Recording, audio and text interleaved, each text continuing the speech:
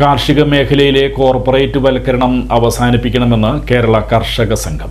Indian കാർഷിക മേഖലയെ കോർപ്പറേറ്റുകൾക്ക് നൽകാനുള്ള കേന്ദ്ര സർക്കാരിന്റെ നയം തിരുത്തണമെന്ന് കേരള കർഷക സംഘം കൊടുങ്ങല്ലൂർ ഏരിയ കൺവെൻഷൻ കേന്ദ്ര സർക്കാരിനോട് ആവശ്യപ്പെട്ടു.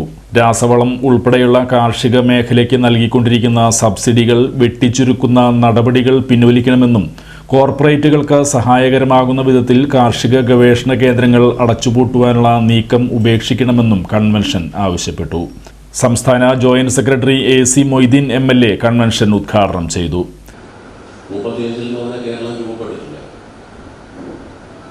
കൊച്ചി മലബാറും തിരുവിതാംകൂറുമായി കേരളത്തിലെ മൂന്നായി വിഭജിക്കപ്പെട്ട ഭരണ പ്രവിശ്യകളായി നാട്ടുരാജ്യങ്ങൾ ഉൾപ്പെടെ കഴിഞ്ഞിരുന്ന ഒരു സംസ്ഥാനമാണ് നമ്മുടെ.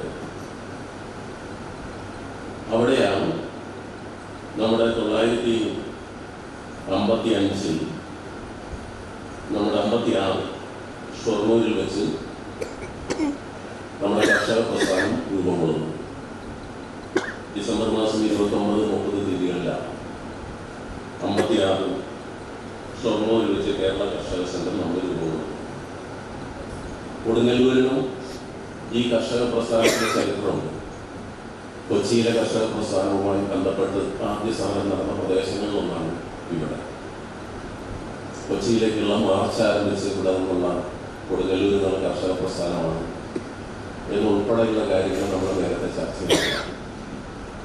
തിരുവിതാംകൂറിലും മലബാറിലും കുറെ കൂടി നേരത്തെ കർഷക പ്രസ്ഥാനം രൂപീകരിച്ചിട്ടുണ്ട് എന്ന് നമുക്കറിയാം. അതുവരെ ദേശീയ പ്രസ്ഥാനത്തിന്റെ ഭാഗമായി ഉന്നയിക്കപ്പെടാതിരുന്ന വിഷയങ്ങൾ കർഷകരുടെ ജീവിതവുമായി ജന്മിത്വത്തിനെതിരായിട്ടുള്ള പോരാട്ടം നടത്തിയ പാരമ്പര്യം നമുക്കുണ്ട്. ഞാൻ വിശദീകരണത്തിലേക്ക് പോകുന്നില്ല, യോഗത്തിൽ ആവശ്യമെന്ന് ഞാൻ കരുതുന്നു. ഏരിയ പ്രസിഡന്റ് KK അബിദലി അധ്യക്ഷത വഹിച്ചു.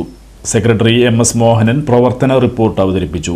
CPIM ജില്ലാ സെക്രട്ടേറിയറ്റ് അംഗം PK ചന്ദ്രശേഖരൻ, സംസ്ഥാന വർക്കിംഗ് കമ്മിറ്റി അംഗം PI സജിത എന്നിവർ സംസാരിച്ചു. Area treasurer TK Ramesh Babu, Bindu Mohanlal, MK Siddique, advocate Monisha, AP Jayaratnam, K Raghunath, KK Vijayan തുടങ്ങിയവർ കൺവെൻഷനിൽ സംസാരിച്ചു. ഭാരവാഹികളായി KK അബിദലിയെ പ്രസിഡന്റായും MS മോഹനെ സെക്രട്ടറിയായും TK രമേഷ് ബാബുവിനെ ട്രഷററായും തെരഞ്ഞെടുത്തു.